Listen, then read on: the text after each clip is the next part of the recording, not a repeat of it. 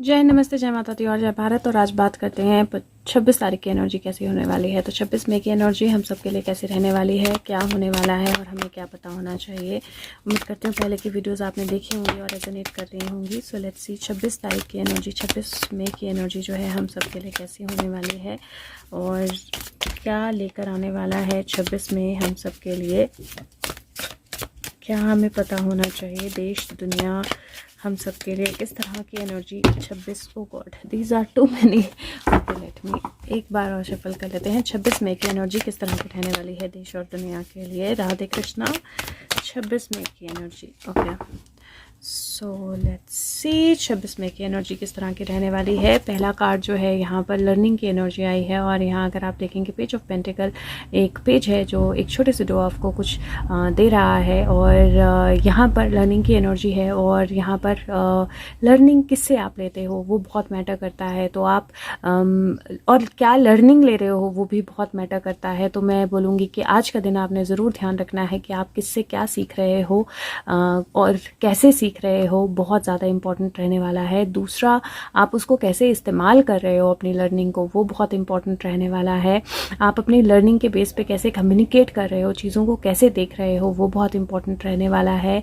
और तीसरा, यहाँ पर मुझे मूवमेंट की एनर्जी भी दिखाई दे रही है, ट्रैवल की एनर्जी भी दिखाई दे रही है जो कि कंप्लीट हो गया है। किसी तरह का ट्रैवल, किसी तरह की लर्निंग, किसी तरह की कम्युनिकेशन के कंप्लीट होने की एनर्जी दिखाई दे रही है। बट उस कंप्लीशन में भी थोड़ा सा कुछ है जो अभी अधूरा है, जिसके लिए अभी कुछ और वर्क जो है वो नीडेड होगा। अब यहाँ पर अगर आप देखें तो ये 3 की एनर्जी, 11 1 1 1 ट्रिपल 1 की एनर्जी है और यहाँ पर 6 की एनर्जी है, 3 और 6 की एनर्जी बनती है।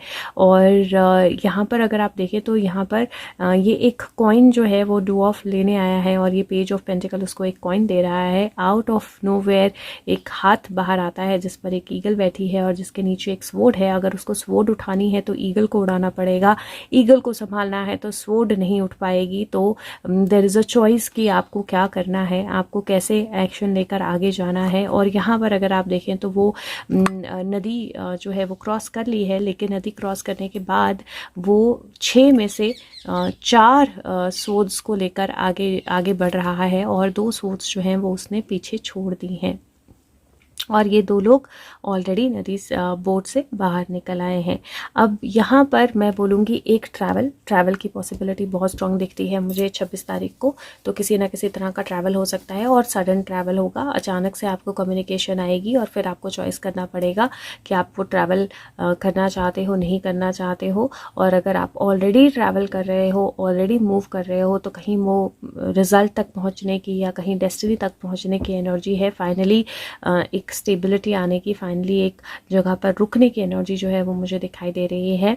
और यहाँ पर मुझे लगता है कि कुछ इम्पॉर्टेंट चॉइसेस होने वाली हैं आपके पास, कुछ इम्पॉर्टेंट डिसीजन मेकिंग्स होने वाली हैं जो आप 26 तारीख को करने वाले हो। और इसीलिए उन इम्पॉर्टेंट डिसीजंस को करने के लिए आपको पहले अपनी नॉलेज को इंटैक्ट करना पड़ेगा ताकि आप उन डिसीजंस को सही तरह से ले पाओ। अब यहाँ पर एक चीज़ और मैं बोलूँगी, हेल्थ के पर्सपेक्टिव से अपने हैंड्स का आपने ध्यान रखना है। हाथ में चोट लगना जो है वो हो सकता है, कट लगना, चोट लगना किसी तरह का, तो अपने हैंड्स का आपने ध्यान रखना है। दूसरा, अगर ब्लड प्रेशर से रिलेटेड या शुगर से रिलेटेड प्रॉब्लम है तो थोड़ा सा ज़्यादा कॉशियस रहना है या अवेयर रहना है। आइज़ हेडेक हो सकती है और वो हेडेक अगर आपको इस दिन होती है तो वो बहुत ज़्यादा प्रोबेबिलिटी है कि आपके आइज़ से रिलेटेड है या आपके चश्मा लगने वाला है या चश्मे का नंबर जो है वो चेंज होने वाला है, तो वो आपने चेक करवा लेना है जाके। तो ये मेन चीज़ें मैं आपको बोलूँगी 26 तारीख के लिए। और साथ में अगर मैं देश और दुनिया की बात करूँ 26 तारीख के लिए, तो मैं बोलूँगी कि कोई ऐसा देश या कोई ऐसा पर्सन जो जो हमसे आगे है, बेसिकली आगे in the sense year wise country हमसे आगे हो सकती है या ग्रोथ वाइज कंट्री हमसे आगे हो सकती है, लेकिन बहुत अच्छी पोजीशन में नहीं है और उसकी हेल्प करें इंडिया किसी तरह से, उसकी पॉसिबिलिटी दिखती है। ट्रैवल है तो मुझे कुछ लोगों के कहीं पहुंचने की एनर्जी भी दिखाई दे रही है। तो ये ट्रैवल कंप्लीट है तो कोई मीट सक्सेसफुल होने की एनर्जी, कोई काम सक्सेसफुल होने की एनर्जी वो भी यहाँ पर मुझे दिखाई दे रही है। किसी तरह की चॉइसेस की एनर्जी होगी, विच मीन्स दैट कुछ ऐसा होगा जहाँ पर एक चॉइस करना बहुत इंपॉर्टेंट हो जाएगा कि आपको दूसरों को खुश करना है या आपको किसी को सहारा देना है या आपको अपना पर्पस फुलफिल करना है।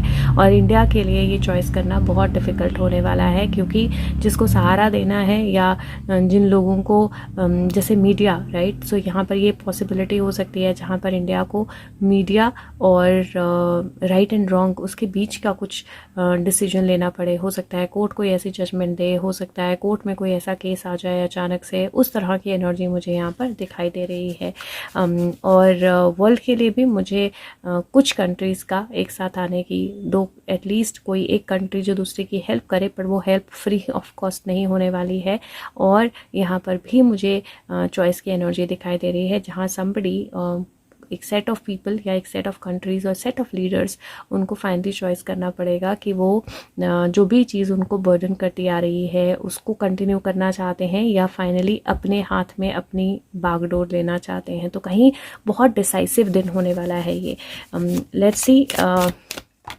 ओके, सो हमारे लिए मैसेज या एरिया ऑफ लाइफ जो है वो इम्पॉर्टेंट जो रहने वाली है चीज़ वो है ओवरकमिंग डिफ़िकल्टीज़। और ये बोलता है कि जो वर्स्ट है वो ख़त्म हो चुका है और अब जो प्रीवियस चैलेंजेस हैं उनसे आप आगे बढ़ रहे हो। और ये बहुत क्लियर एनर्जी है, फीनिक्स राइजिंग है। इफ़ यू सी एक एंजल, और फीनिक्स फायर से नहीं आ रहा है, it is like a Phoenix जो बिल्कुल एंजल एनर्जी के साथ बहुत लंबी पूंछ के साथ वो उड़ रहा है। और इट इज़ वाकई मतलब ऐसा लग रहा है बहुत डिसाइसिव दिन होने वाला है और कुछ बहुत बड़ी डिफ़िकल्टीज़ या बहुत बड़े डिफ़िकल्ट डिसीजंस जो हैं इस दिन लिए जाने वाले हैं और वो बहुत काम भी आने वाले हैं। लेट्स सी गाइडेंस क्या है हम सबके लिए इस दिन की। तो guidance spark, beautiful energy, 34 number की एनर्जी है जो कि एक्चुअली 7 बनता है।